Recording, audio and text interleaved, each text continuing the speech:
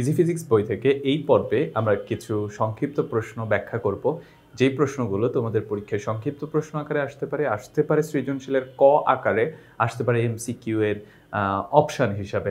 সুতরাং প্রশ্নগুলোর ব্যাখ্যা খুবই গুরুত্বপূর্ণ, আর এই প্রশ্নগুলো আমরা ব্যাখ্যা করছি ইজি ফিজিক্স বই থেকে।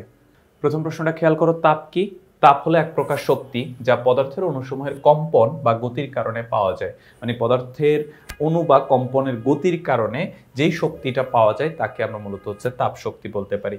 তাপমাত্রা কি? তাপমাত্রা হচ্ছে সেই তাপীয় অবস্থা যা নির্ধারণ করে ওই বস্তুটি অন্য বস্তুর তাপীয় সংস্পর্শে এলে সেটি কি তাপ হারাবে না গ্রহণ করবে। মানে তাপমাত্রা হচ্ছে একটা তাপীয় অবস্থা, সে নির্ধারণ করে অন্য একটা বস্তু তাপীয় সংস্পর্শে আসলে, তাপীয় সংস্পর্শে আসা মানে হচ্ছে তাপ আদান প্রদানের অবস্থায় আসলে সে কি তাপ হারাবে নাকি গ্রহণ করবে।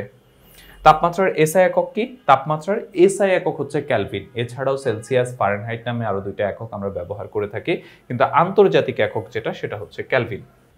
এক কেলভিনের সংজ্ঞা দাও। পানির ত্রৈধ বিন্দুর তাপমাত্রা 1/273.16 ভাগকে এক কেলভিন বলা হয়ে থাকে। মানে পানির ত্রৈধ বিন্দুর তাপমাত্রাকে এত ভাগ করলে যেইটা পাওয়া যায় সেটাকে এক কেলভিন বলে। আর পানির ত্রৈধ বিন্দুর তাপমাত্রা বলতে কি বোঝায়?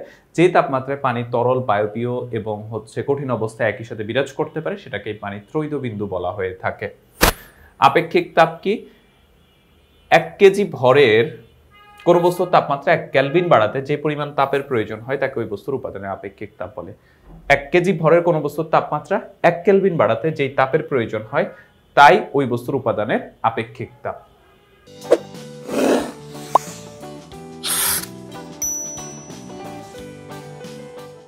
তাপ ধারণ ক্ষমতা কাকে বলে? কোন বস্তুর তাপমাত্রা 1 কেলভিন বাড়াতে যে পরিমাণ তাপের প্রয়োজন হয় তাকে ওই বস্তুর তাপ ধারণ ক্ষমতা বলে। খেয়াল করে, আপেক্ষিক তাপ আর তাপ ধারণ ক্ষমতার মধ্যে পার্থক্য কোথায়?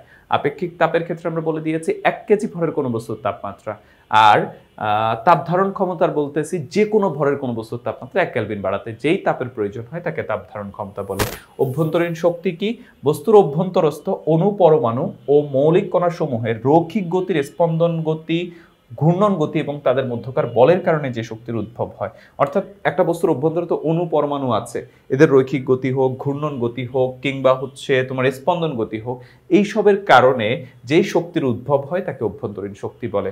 বরফ বিন্দু বা নিম্ন স্থিরাঙ্ক কাকে বলে? প্রমাণ চাপে যে তাপমাত্রায় বরফ গলে পানি অথবা বিশুদ্ধ পানি জমে বরফ হয় তাকে নিম্ন স্থিরাঙ্ক বা বরফ বিন্দু বলে। পানির ত্রৈধ বিন্দু কি? একটু আগে বললাম যে নির্দিষ্ট তাপমাত্রা ও চাপে পানি 3 অবস্থাতেই, মানে বরফ, তরল এবং জলীয় বাষ্প অবস্থায় থাকে, তাকে পানির ত্রৈধ বিন্দু বলে।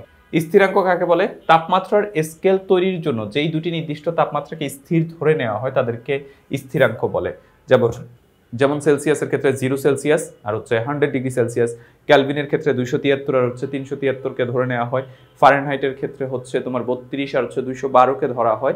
এই যে এরকম দুইটা বিন্দু, যে দুইটা নির্দিষ্ট তাপমাত্রা স্থির ধরা হয় তাদেরকে তাদেরকে স্থিরাঙ্ক বলে। আয়তন প্রসারণ সহগ কাকে বলে? 1 ঘনমিটার আয়তনের কোনো কঠিন পদার্থের তাপমাত্রা 1 কেলভিন বৃদ্ধির ফলে যতটুকু আয়তন বৃদ্ধি পায় তাকে ওই বস্তুর উপাদানের আয়তন প্রসারণ সহগ বলে। মানে কোন একটা বস্তুর আয়তন যদি 1 ঘনমিটার হয়, তার তাপমাত্রা যদি আমি 1 কেলভিন বাড়াই, তাহলে আয়তন যতটুকু বৃদ্ধি পাবে সেটাকে আমরা বলবো আয়তন প্রসারণ সহগ।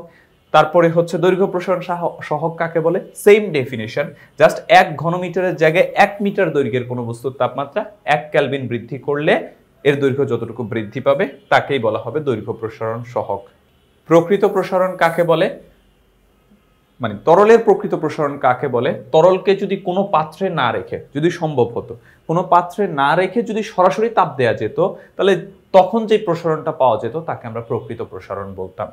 তরলের আপত প্রসারণ কাকে বলে? মানে এখানে ব্যাপারটা তরলকে কি কোনো একটা পাত্রে রেখে তো তাপ দিতে হয়, তো পাত্রে রেখে তাপ দেওয়ার ফলে সেখানে তরলের প্রসারণ ঘটে, পাত্রের প্রসারণ ঘটে, তাহলে অ্যাকচুয়ালি আমি যে প্রসারণ কতটুকু হচ্ছে সেটা আমরা সরাসরি পাচ্ছি না, এই জন্য সেটাকে আমি প্রকৃত প্রসারণ বলতে পারি না। কিন্তু তরলকে যদি সরাসরি তাপ দেওয়া যেত, কোনো পাত্রে না রেখে সরাসরি তাপ দেওয়া যেত, তখন যে প্রসারণটা পাওয়া যেত সেটাকে আমরা বলতাম কি প্রকৃত প্রসারণ।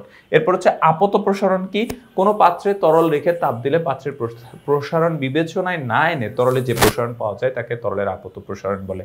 আপত মানে ধরে নেয়া, মানে কোনো একটা পাত্রে রেখে তো আমরা তাপ দিই, তো পাত্রে তাপ দেওয়ার পর পানির যে প্রসারণটা দেখা যায়, খালি চোখে দেখা যায় যে পাত্রে কতটুকু প্রসারণ হয়েছে না হয়েছে সেটা আমাদের কাছে ধাতব্য বিষয় না।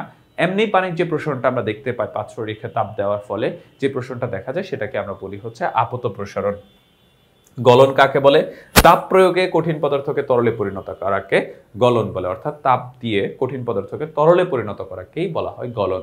তো এটাই ছিল এই পর্বে আমাদের সংক্ষিপ্ত প্রশ্নের ব্যাখ্যা বা বিশ্লেষণ। পরবর্তী পর্বে আমরা আরো কিছু সংক্ষিপ্ত প্রশ্নের ব্যাখ্যা বা বিশ্লেষণ করব, যেই প্রশ্নগুলো আমরা সমাধান বা ব্যাখ্যা বা বিশ্লেষণ করছি ইজি ফিজিক্স বই থেকে। তোমরা যারা ইজি ফিজিক্স বই সংগ্রহ করনি খুব দ্রুত সংগ্রহ করে ফেলবে।